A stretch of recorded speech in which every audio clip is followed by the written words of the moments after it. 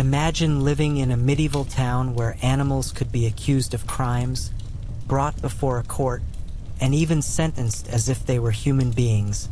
You were not a judge, a priest, or a lawyer. You were simply a witness, standing in a cold courtroom while a frightened animal waits nearby, surrounded by people who genuinely believe it is guilty. A pig may be accused of killing a child. A horse may be blamed for causing an accident.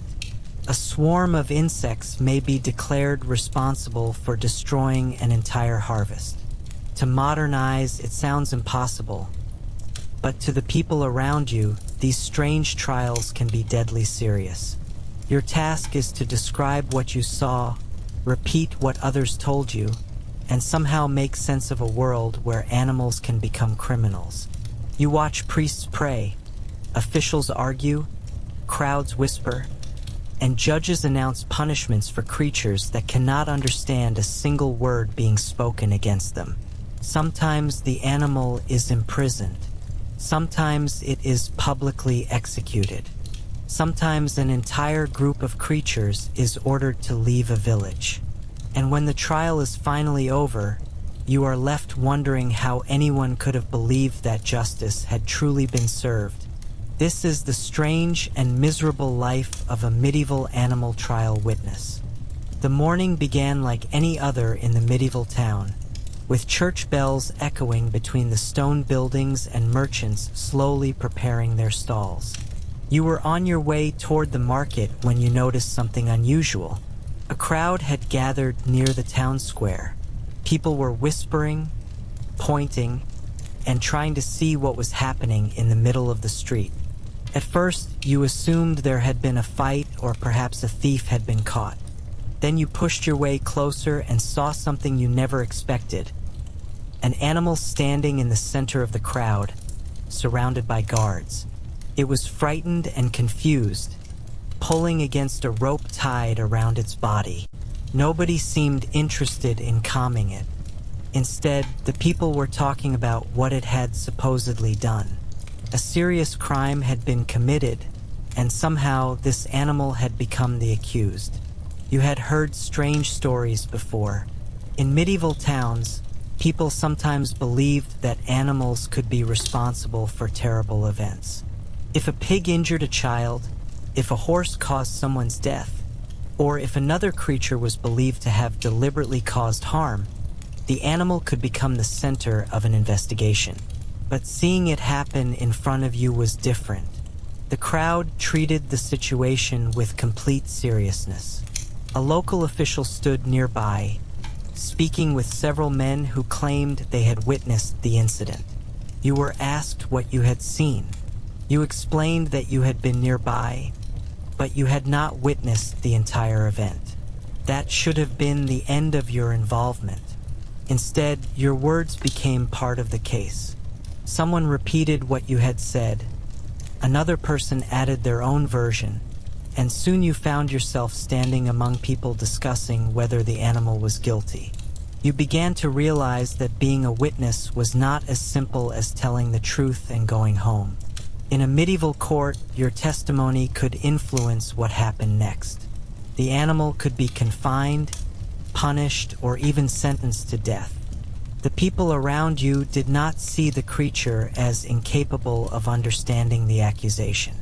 To them, the question was not whether an animal could understand a human court. It was whether justice required punishment.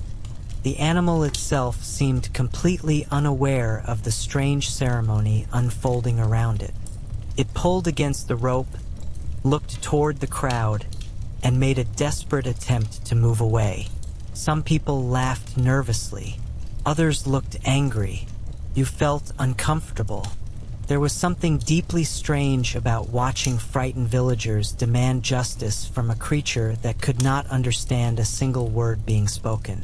Yet nobody seemed willing to question the process. By midday, the story had spread throughout the town. People who had not even been present were now discussing what they believed had happened. Rumors became facts, and facts became accusations. You began to wonder how much of the original story would survive by the time the court finally heard it. The animal was eventually taken away, but you were told that you would have to appear before the court again.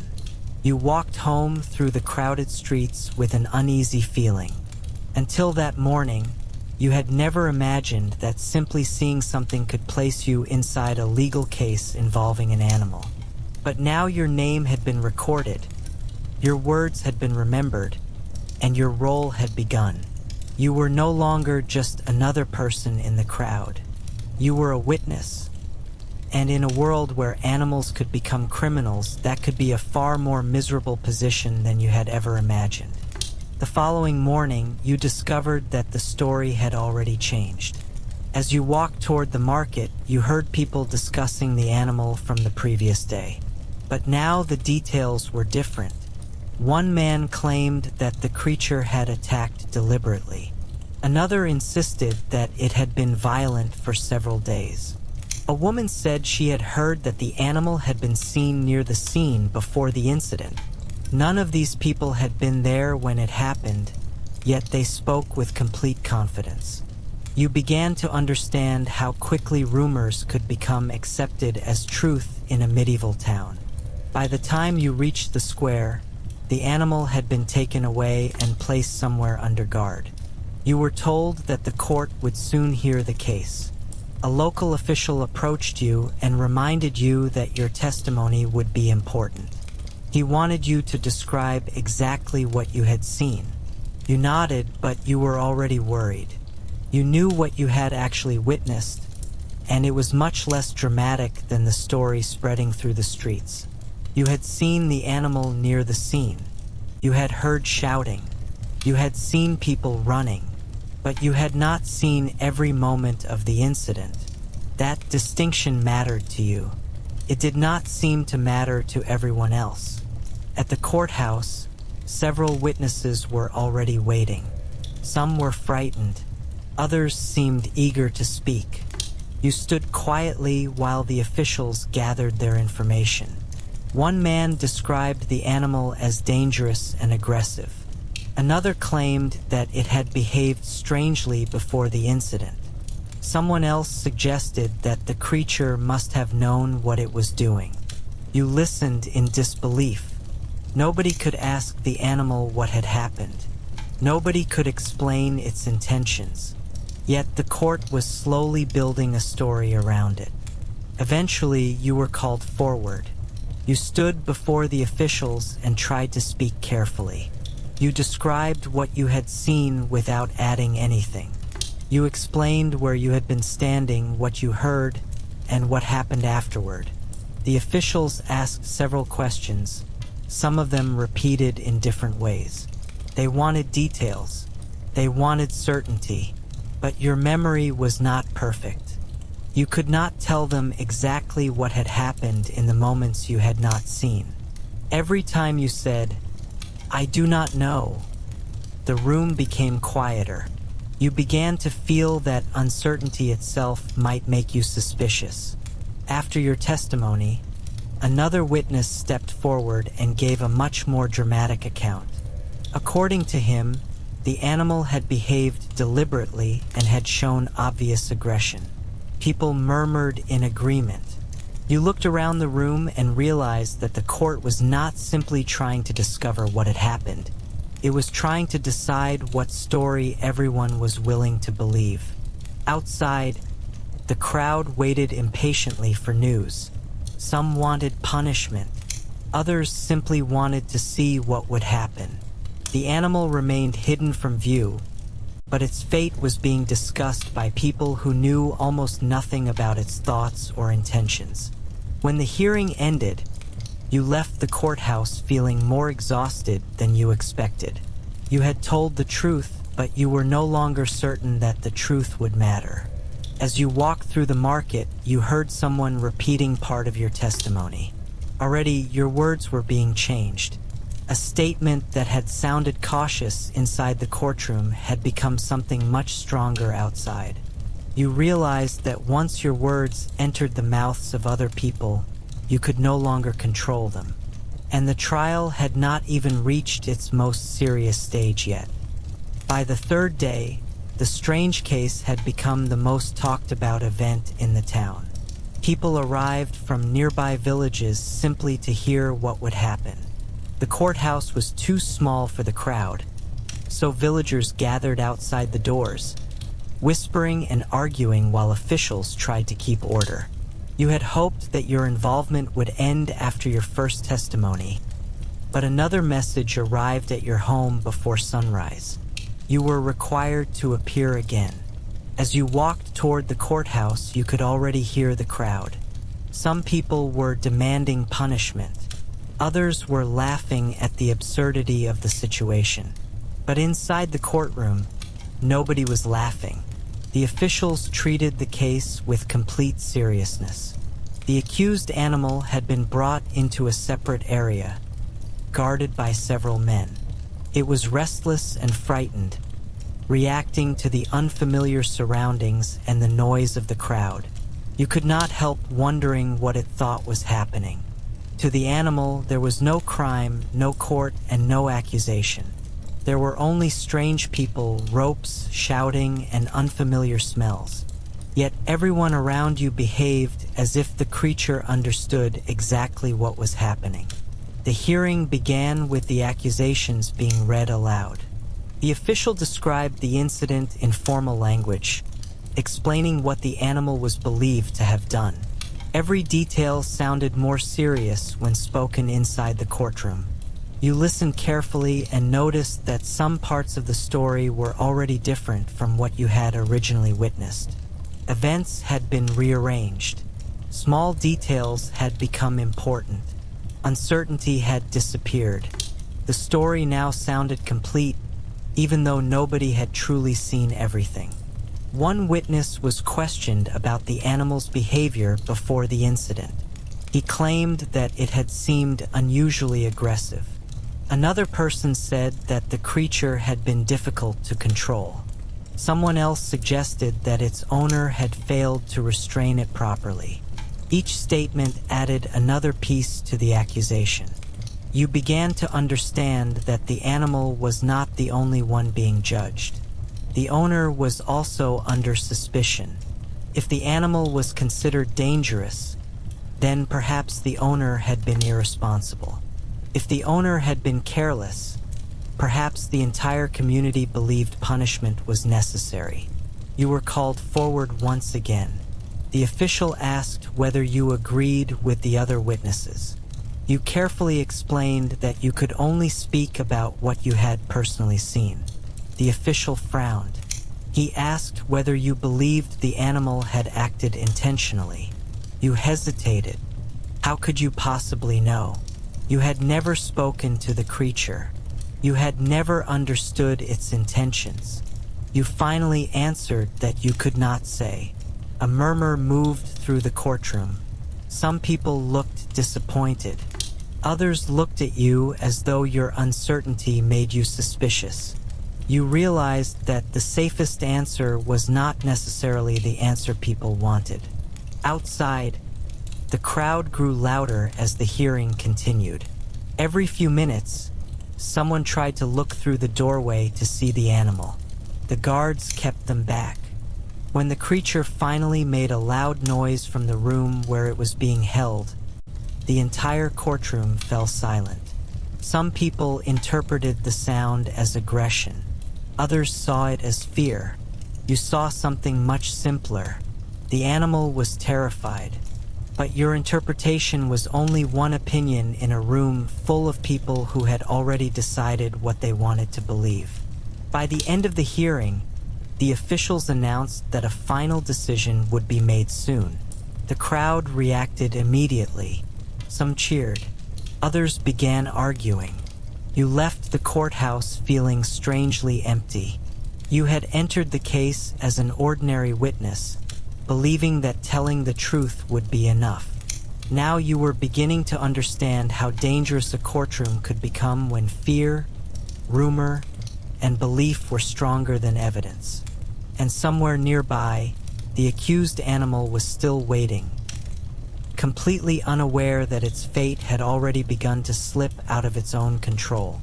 By the fourth day, the accused animal had been moved from the crowded holding area into a small wooden enclosure near the courthouse. The guards had built it quickly, using thick boards and iron nails, because people were afraid that the creature might escape. You were passing through the square when you saw it for the first time up close. It looked nothing like the dangerous criminal everyone had been describing. It was tired, dirty, and confused. It had spent days surrounded by shouting people, unfamiliar smells, and constant movement.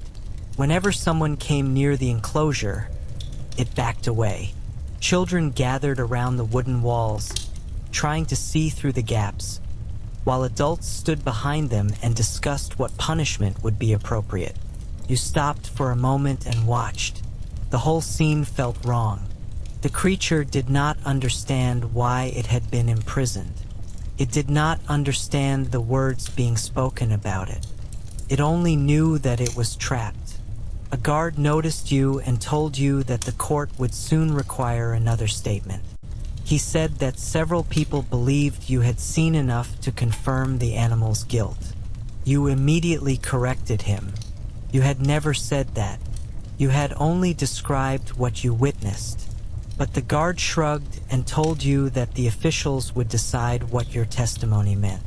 That answer stayed in your mind as you walked away. Your words no longer seemed to belong to you. During the afternoon, you were called back to the courthouse. Several officials were discussing the animal's behavior. One claimed that its refusal to remain calm proved that it was dangerous. Another argued that its attempts to escape showed that it understood it had done something wrong. You listened quietly, struggling to understand how fear could be mistaken for guilt. Then the animal was brought into the room. The courtroom became silent. The creature looked around nervously, its body tense and its eyes moving from one person to another. Some people interpreted its movements as aggression. Others whispered that it looked guilty. You saw only a frightened animal surrounded by strangers. The officials began asking questions about what had happened on the day of the incident. Witnesses repeated their stories. Some details matched, others did not. You noticed that every disagreement was quickly explained away. If someone remembered something differently, the difference was treated as unimportant. If another person offered a dramatic detail, everyone listened carefully. The truth seemed to become less important than the story itself. Eventually, the court asked you to speak again. You explained that you had seen the animal near the scene but had not seen the exact moment when the injury occurred. You repeated that you could not say whether the creature had acted intentionally. The official asked whether you believed it was dangerous. You said that you could not make that judgment. He seemed dissatisfied. When you returned home that evening, the town was still discussing the case. You heard people arguing in the streets about whether the animal deserved punishment. Some wanted a harsh sentence. Others were beginning to question the entire trial. But nobody seemed to ask the simplest question. What if the animal was innocent? You thought about that question as you lay awake that night. You had never expected to care so much about the fate of a creature you barely knew. Yet the more you watched the trial, the more uncomfortable you became. The animal had no voice, no lawyer, and no way to explain itself. Everything depended on the people standing around it. And if the court decided that it was guilty, there would be no appeal from the animal's side. The next morning, the final hearing would begin. You knew you would have to return. This time, however, you were not simply afraid of what the court might decide. You were afraid that your own testimony could help decide it. The final hearing began early in the morning, but the courthouse was already surrounded by people when you arrived. Villagers had come from different parts of the town, eager to hear the judgment. Some believed the animal deserved punishment. Others were simply curious to see how such a strange case would end.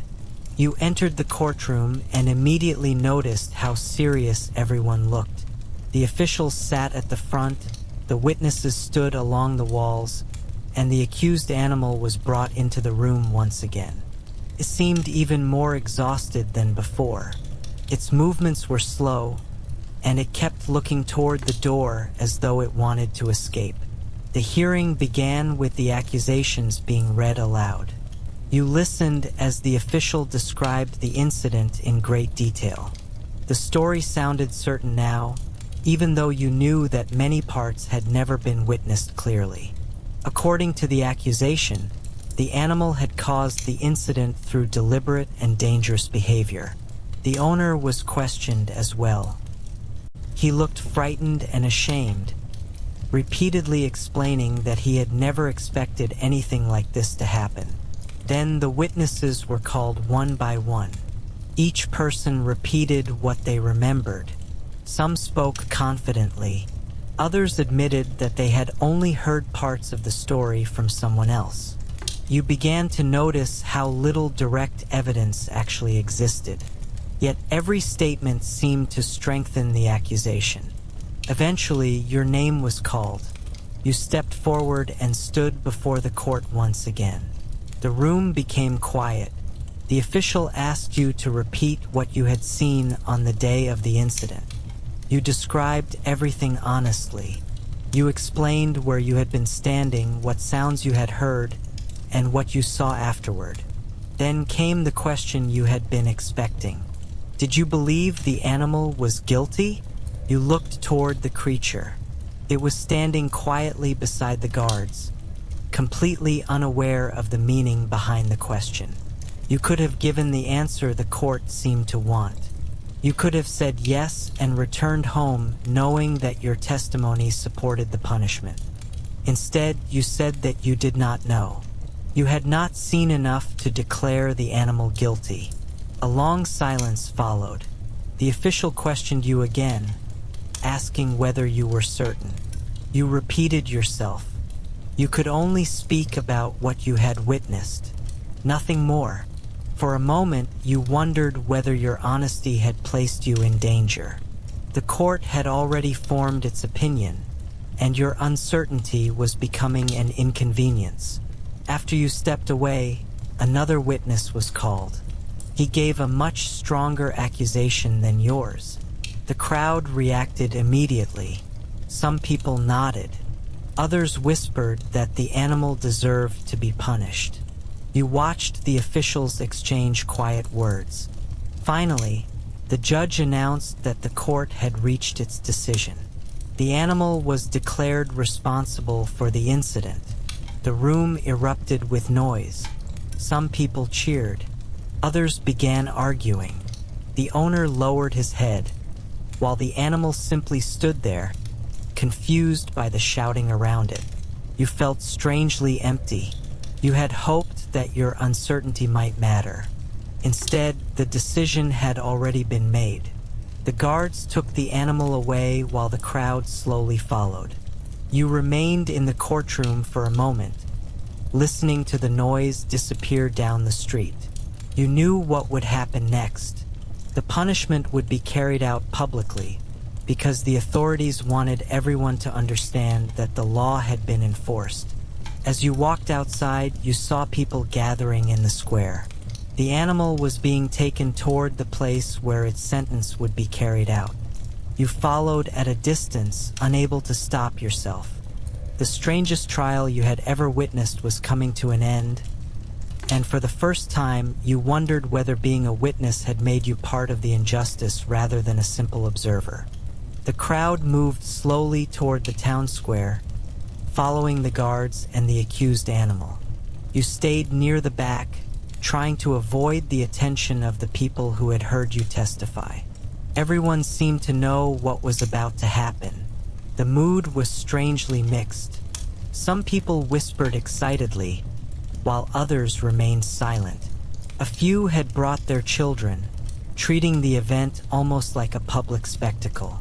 You could not understand how anyone could watch an animal being punished with such certainty when the evidence had been so unclear.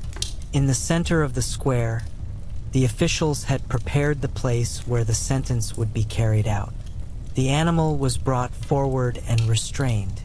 It struggled briefly, then became still. Perhaps it was exhausted.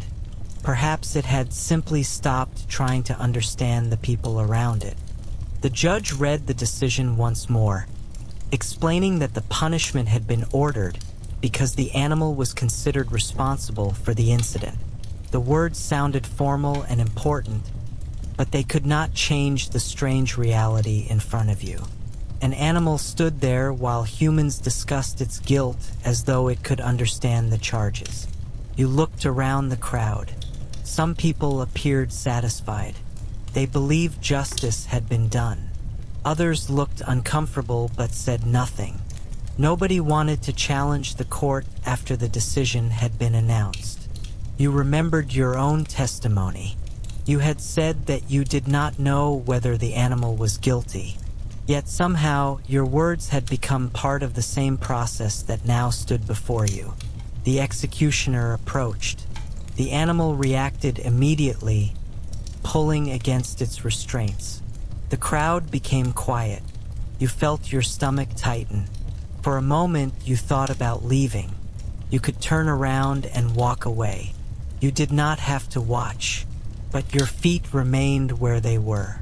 You wanted to understand how a strange accusation had turned into this. The punishment was finally carried out, and the crowd slowly began to disperse. Some people talked about it as though they had just witnessed an ordinary legal ceremony. Others hurried away without saying anything. You remained in the square long after most people had gone. The place suddenly felt empty. The animal was gone. The officials had returned to the courthouse, and the crowd had disappeared into the surrounding streets. Yet the silence felt heavier than all the shouting that had come before it. You looked at the spot where the animal had stood and wondered whether anyone would ever question the decision. Perhaps the case would be forgotten within a few months. Perhaps people would continue telling the story for years, each version becoming more dramatic than the last. You knew that your own memory was already different from the story being told around town. You had seen fear, confusion, and uncertainty. Others had seen guilt. As you walked home, you passed the animal's owner. He was standing alone near the edge of the square, staring at the ground.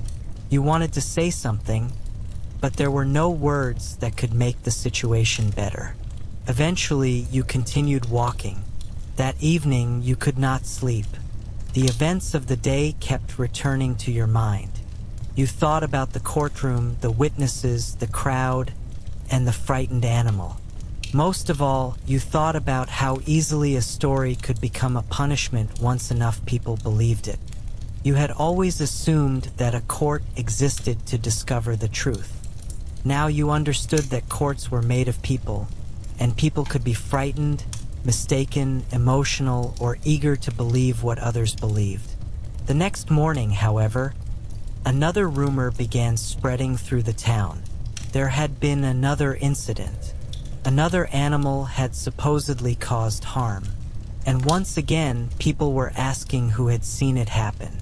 You realized with a sinking feeling that your strange role had not ended with the first trial. You were becoming known as someone who could give testimony about these unusual cases.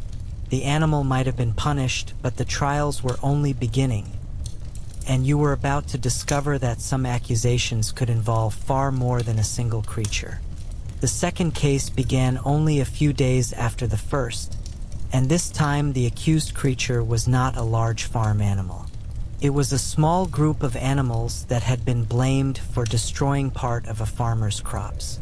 The farmer arrived at the town authorities furious and exhausted, carrying damaged plants and handfuls of ruined grain as evidence. He claimed that the creatures had entered his fields repeatedly and caused serious losses. At first, you thought the matter would be dismissed. Surely no court could seriously consider punishing a group of small creatures for eating crops. But the officials did not laugh. They listened carefully, questioned the farmer, and began discussing whether the animals had caused deliberate harm. By the following day, the case had become official. You were asked to appear because you had worked near the fields and had seen the animals there before. Once again, you found yourself standing in a courtroom, wondering how your ordinary observations had become part of a legal dispute.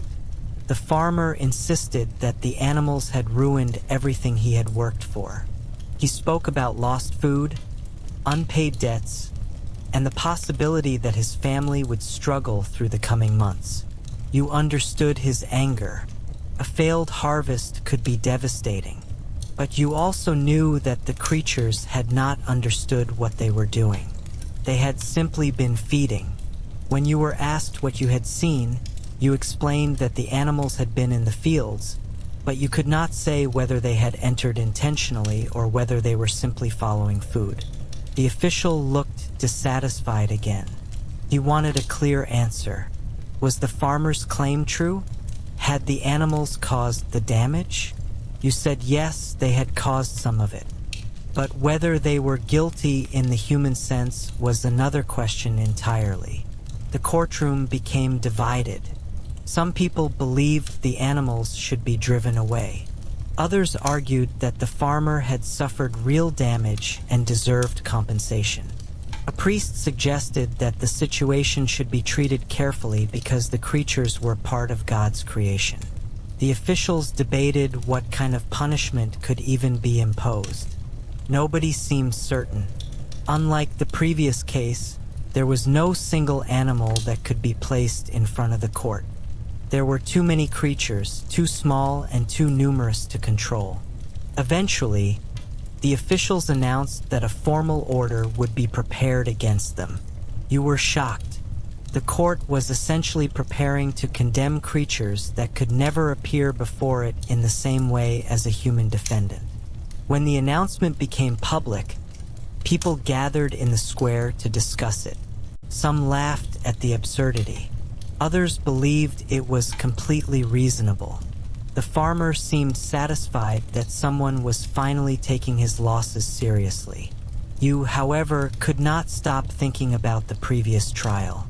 You had watched an animal receive a punishment it could never understand. Now you were watching another case develop around creatures that could not even defend themselves. That night, you began questioning your own role more seriously. Why were officials asking you to testify? Why did your observations matter so much? Perhaps because witnesses gave strange cases an appearance of legitimacy.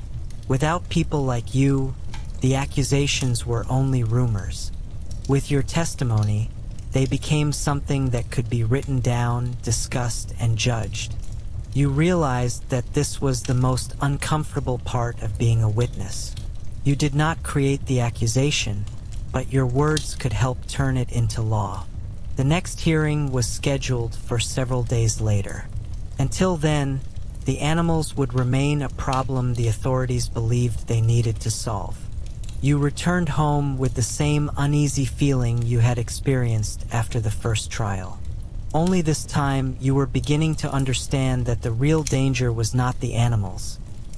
It was how easily people could turn fear and frustration into justice. The next hearing became even stranger than the one before it. By now, the story had spread far beyond the fields where the damage had begun. Farmers from nearby villages arrived to complain about the same problem. Their crops had been damaged, their grain stores had been disturbed, and they were convinced that the animals were responsible. What had started as one farmer's complaint was becoming a much larger dispute. You stood at the edge of the courtroom while officials listened to one accusation after another. Each farmer had a different story, but they all shared the same conclusion. The creatures had to be stopped. One man claimed that he had watched them enter his field in large numbers. Another insisted that they had returned every night. A third said that nothing could frighten them away. The officials took notes while a priest stood nearby, apparently considering whether the situation required some kind of religious response. You found yourself wondering how a court could possibly punish creatures that could not understand the accusation, but nobody seemed ready to ask that question aloud. Instead, the discussion turned toward what could be done. Some suggested driving the animals away. Others wanted the creatures declared a public nuisance. A few demanded a formal sentence. The language became more serious with every passing hour. Eventually, the priest was asked to speak. He explained that the people had suffered genuine losses and that the community needed an answer. He proposed that the animals be formally ordered to leave the area. The suggestion sounded absurd to you, but the courtroom treated it with surprising seriousness. A written warning was prepared, naming the creatures responsible for the damage and ordering them to stop destroying the crops. You watched the official read the words aloud. The animals were not present. Nobody expected them to understand the warning. Yet the ceremony continued. When the hearing ended, people left the courthouse discussing whether the creatures would obey. Some laughed. Others believed that the formal order would somehow solve the problem. You returned home thinking about how strange the entire world had become. A court had spoken to creatures that could not answer. A priest had been involved in a legal dispute with animals that could not understand a prayer. And you had somehow become a witness in the middle of it. Several days passed, but the animals did not disappear. The farmers returned, angry and frustrated. They claimed that the creatures had ignored the order and continued damaging their fields. The officials were forced to consider another hearing. This time, the mood was much more serious. The farmers were no longer amused. Their harvest was at risk, and hunger was a very real fear. You were called again because you had seen the fields before and could describe the damage. You explained that the animals were still present, but you also pointed out something important. The fields were located near a wooded area, and the creatures had nowhere else to find food. The officials listened, but your explanation did not satisfy everyone. Some people wanted punishment because they believed the animals were deliberately ignoring the order. You felt frustration building inside you. How could an animal be accused of disobeying a command it could never understand? Yet there was no easy answer. The law was being used to solve a problem that was not really a legal problem at all. It was a problem of hunger, weather, farming, and survival. But those explanations were more complicated than simply blaming something. As you left the courthouse, you saw the farmers gathering outside. Their faces were tired and worried. For the first time, you understood why people became willing to believe such strange things. When life was uncertain, people wanted someone to blame. The animals could not defend themselves, so they became easy targets. You walked home slowly, thinking about the first trial and the frightened creature that had been punished. Now you wondered how many more animals might suffer simply because people needed an answer. And as evening fell over the town, another messenger arrived at your door. He told you that the authorities wanted you at the courthouse again. There was a new case, and this one involved an animal accused of something far more serious. The new case was waiting for you when you entered the courthouse the following morning. This time, there was no damaged field, no ruined grain, and no argument over property. A child had died, and a household was demanding an explanation. The accused animal was a large farm creature that had been kept near the family's home. According to the witnesses, the child had been found injured after being left alone near the animal. Nobody had seen the entire incident, yet by the time you arrived, people were already calling it murder. The words made the courtroom feel colder. The animal stood behind a wooden barrier, restless and frightened. Its owner was beside it, pale and silent. He kept insisting that the creature had never behaved violently before. He said the child had often played near it and that he could not understand how such a tragedy had happened. The grieving family did not want to hear explanations. They wanted someone to blame. You understood their anger, but you also knew how dangerous it was to make a decision based only on grief. The officials began questioning witnesses. One woman said she had heard shouting. A man claimed that he had seen the animal behaving strangely earlier that morning. Another witness said the creature had been difficult to control. None of them had actually seen the moment when the child was injured. Then you were called forward. You explained exactly what you knew. You had arrived shortly after the incident and had seen the animal near the scene. You had also seen the condition of the area, but you had not witnessed the attack itself. The judge asked whether you believed the animal had caused the death. You hesitated. You could not honestly say that you knew. The judge pressed you for an answer, but you repeated that you had only seen what happened afterward. Your uncertainty angered some people in the room. A man shouted that everyone knew the animal was responsible. Another person accused you of protecting it. You felt the pressure building around you. You had never expected that refusing to accuse an animal could make people suspicious of you. The court continued questioning the owner. He admitted that the creature had been loose near the child, but insisted that this had happened by accident. The family demanded punishment. The crowd outside grew larger as news spread that the case involved the death of a child. By midday, the courthouse was surrounded. People were shouting for justice. Some demanded that the animal be killed immediately. Others argued that the owner should also be punished for negligence. You stood near the wall and watched the situation becoming more dangerous. The officials eventually ordered the animal to be held securely while they considered the evidence.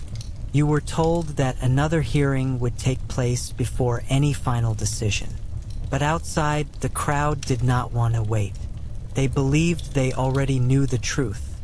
As you left the courthouse, you saw the animal being taken away under heavy guard. It struggled against the rope, terrified by the noise around it.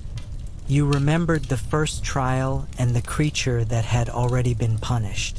The same pattern was happening again. A tragedy had occurred. People needed someone responsible. And once an animal became the easiest target, every uncertain detail seemed to become evidence against it. That evening, you could not sleep. You kept thinking about the grieving family and the frightened animal. You knew the family deserved answers, but you were beginning to understand that an answer was not always the same thing as the truth. The next morning, the court would decide whether this animal was guilty of causing the child's death. And this time, your testimony might determine whether it lived or died. The final hearing began beneath a heavy gray sky. By the time you reached the courthouse, the square was already filled with people. The death of the child had affected the entire town, and everyone wanted to know what punishment would follow. The grieving family stood near the entrance, surrounded by relatives and neighbors. Across the square, the accused animal was kept behind a wooden barrier under the watch of several guards. It looked exhausted from the days of confinement. You could see the fear in its movements, but nobody seemed interested in what the animal might be feeling. Inside the courtroom, the officials took their places and ordered everyone to remain silent. The case was read aloud once again. The child was dead. The animal had been near the scene. The owner had failed to keep it properly restrained. But the exact moment of the death remained uncertain. You listened carefully as each witness gave their statement. Some described what they had heard. Others explained what they had discovered afterward. A few spoke about the animal's behavior from previous days, even though those events had nothing directly to do with the incident. You began to see how easily unrelated details could become evidence. The court eventually called you forward. You stood in the center of the room while dozens of eyes followed you. The judge asked you to explain what you had seen after the incident. You repeated the truth. You had arrived afterward. You had seen the animal near the child. You had seen the frightened family, but you had not witnessed the attack itself. The judge asked whether, based on everything you had seen, you believed the animal had caused the death. The room became completely silent. You looked toward the owner, who was staring at you with desperate eyes. Then you looked toward the animal. It was standing quietly, almost motionless. You thought about the first trial. You remembered how your uncertain words had been swallowed by a story that had already been decided. This time, you refused to allow that to happen. You told the court that you could not call the animal guilty when you had not witnessed the act. Your answer caused an immediate reaction. Several people began whispering. One man shouted that you were defending a killer. The judge demanded silence. You stood there, feeling the weight of every person in the room. The grieving family looked at you with anger, and for a moment you felt terrible for speaking against them. You understood their pain. They had lost a child, and nothing you could say would bring that child back.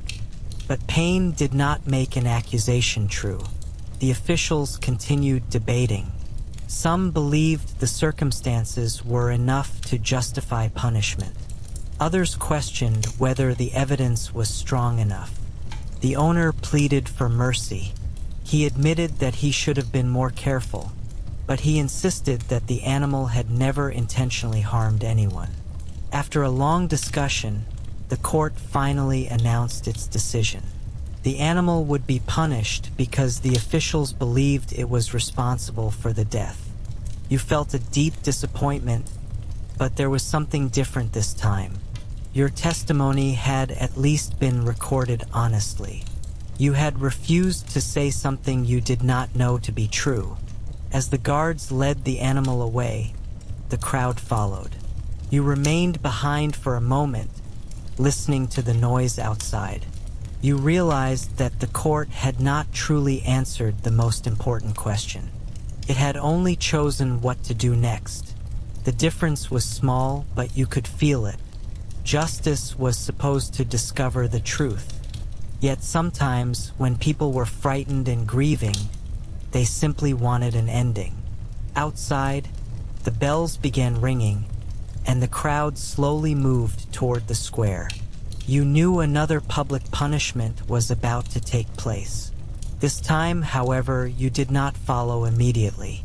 You stood alone in the empty courtroom, wondering how many other animals had been judged this way, and how many witnesses had watched silently because they were too afraid to say, "I do not know." Then you heard footsteps approaching. A messenger entered and told you that the authorities wanted your testimony for another case. You stared at him in disbelief. Another animal, another accusation, another courtroom, and once again, somehow, you were expected to stand in the middle of it. By now, people in the town had begun to recognize you whenever you entered the courthouse. You were no longer simply the man who happened to witness strange events. You had become someone officials repeatedly called whenever an animal was accused of causing trouble. At first, you had believed this was because you were considered reliable. Now you were beginning to wonder whether it was because people knew you would appear when summoned, even when you were uncomfortable with what was happening. The latest case involved a horse belonging to a traveling merchant. The merchant had been injured when the horse suddenly bolted through a crowded street. knocking over a man and damaging several market stalls. Nobody had died, but the accident had caused enough damage for the authorities to become involved. The merchant insisted that the horse had been frightened by something. Several witnesses disagreed. One claimed the animal had behaved violently. Another said it had deliberately charged toward the crowd. You had been nearby when the incident happened, and once again your name appeared in the testimony. When you arrived at the courthouse, the animal was standing outside under the guard of 2 men. Unlike the previous creatures, this horse looked surprisingly calm. It lowered its head and occasionally moved its ears toward the sounds around it. You watched it for a moment and wondered how such an ordinary animal could become the center of another legal dispute. Inside, the hearing began. The witnesses described the accident, but their stories were completely different. One person claimed the horse had suddenly attacked. Another said a loud noise had frightened it. A third insisted that the merchant had lost control of the reins. The officials listened to every version, trying to construct one explanation from several contradictory stories. Then you were called forward. You explained that you had seen the horse before it ran into the crowd. You remembered a loud metal object falling nearby. You remembered people shouting. You remembered the horse suddenly becoming frightened, but you could not say what had happened inside the animal's mind. You could not tell whether it had reacted from fear or aggression. Once again, the court wanted certainty from you. Once again, you had none to give. This time, however, something unexpected happened. One of the officials listened carefully and asked you to describe the sound you had heard. You explained that it had been loud enough to frighten several people nearby. The official looked toward the other witnesses. Their stories suddenly seemed less certain. For the first time, you felt that your careful testimony might actually be helping rather than hurting. The hearing continued for hours. Eventually, the officials decided that the horse had not deliberately attacked anyone. The merchant was still held responsible for failing to control it properly, but the animal itself was not sentenced. When the decision was announced, you felt an unexpected relief. The horse was led away quietly, still completely unaware that its fate had depended on the words spoken inside the courtroom. As you walked home that evening, you thought about everything that had happened since the first trial. You had watched an animal punished despite uncertainty. You had watched another case turn into a strange legal order against creatures that could never understand it. You had stood before grieving families and frightened crowds. And now, for once, your testimony had helped prevent an animal from being punished for something you believed it had not intentionally done. You began to understand something important. Being a witness did not mean deciding who was guilty. It meant admitting what you knew and what you did not know. That distinction had seemed insignificant when your strange life began. Now it felt like the only thing protecting anyone from an unjust decision. But the next morning, you received one final summons. The official message was shorter than usual. You were ordered to appear before the court immediately. No explanation was given. As you unfolded the parchment, you noticed the seal of the highest authority in the town. This was no ordinary animal case. Whatever had happened, it was serious enough to demand the attention of the entire court. You folded the message slowly and looked toward the courthouse in the distance. After everything you had witnessed, you thought you were prepared for almost anything. You were wrong, because the final case would not involve one animal. It would involve an entire community. The final summons brought you to the courthouse before sunrise. The streets were almost empty, and a cold mist covered the stones as you walked toward the large wooden doors. You could already see guards standing outside. Something about the scene felt different. This was not another ordinary dispute between a farmer and an animal.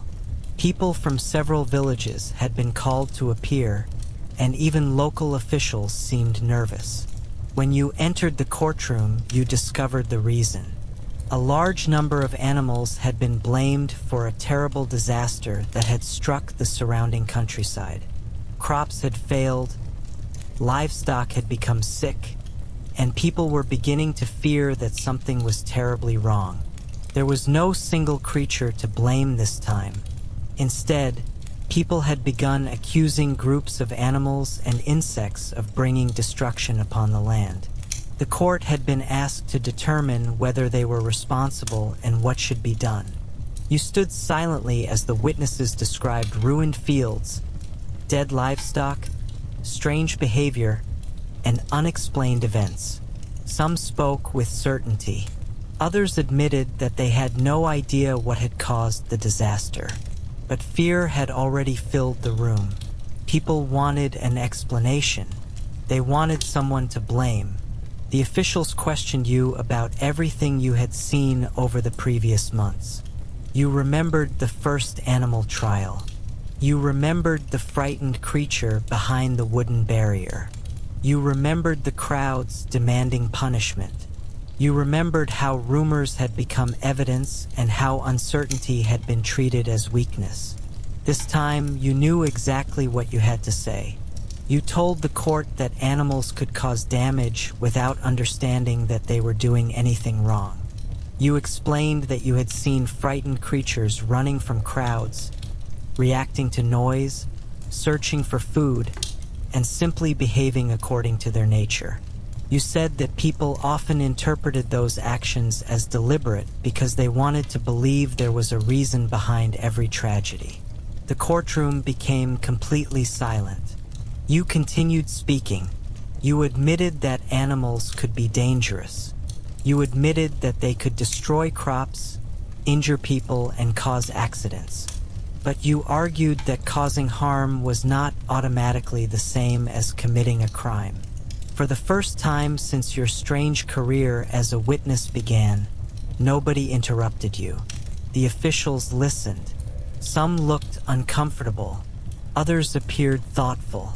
You had no idea whether your words would change anything, but at least you had finally said what you believed. After a long discussion, the court reached its decision. No great punishment was announced against the animals. Instead, the authorities ordered farmers to protect their fields, repair damaged fences, move livestock away from dangerous areas, and take practical measures to prevent further losses. It was not a dramatic ending. There was no execution, no grand sentence, and no crowd cheering in the square. But perhaps that was exactly why it felt important. The court had finally chosen to solve the problem instead of searching for something helpless to blame. When you stepped outside, the sun had finally risen above the rooftops. The town looked almost peaceful. People were returning to the market, carts were moving through the streets, and somewhere in the distance you could hear animals making their ordinary sounds. You stopped beside the courthouse and looked back at the doors. You thought about the creatures you had watched being accused, imprisoned, and punished. You thought about the families who had suffered real tragedies and the people who had desperately wanted justice. You understood now that medieval life was full of fear, uncertainty, and events people could not explain. Sometimes, when people could not find an answer, they created one. And sometimes, the easiest thing to blame was something that could never defend itself. You had entered this strange world as an ordinary witness. You had expected to simply tell the truth and go home. Instead, you became part of a series of trials that showed you how fragile justice could be. Your name would probably never appear in an important history book. Nobody would build a monument for the person who stood in medieval courtrooms and said, "I do not know," but perhaps that was enough, because when everyone else was certain, you had learned the value of doubt. When everyone wanted someone to blame, you had learned to ask whether blame was deserved. And when an animal stood silently before a crowd that demanded punishment, you had finally learned to see what everyone else had forgotten. Sometimes the accused cannot speak for themselves. As you walked away from the courthouse for the last time, the bells began ringing over the town. Life continued around you, noisy and imperfect. You disappeared into the crowd, leaving the strange world of animal trials behind. The animals would return to their fields, barns, forests, and streets. The people would return to their homes, and you would carry the memories of those impossible courtrooms for the rest of your life. You had spent your days watching animals become criminals, but in the end, the greatest lesson was about the people who judged them.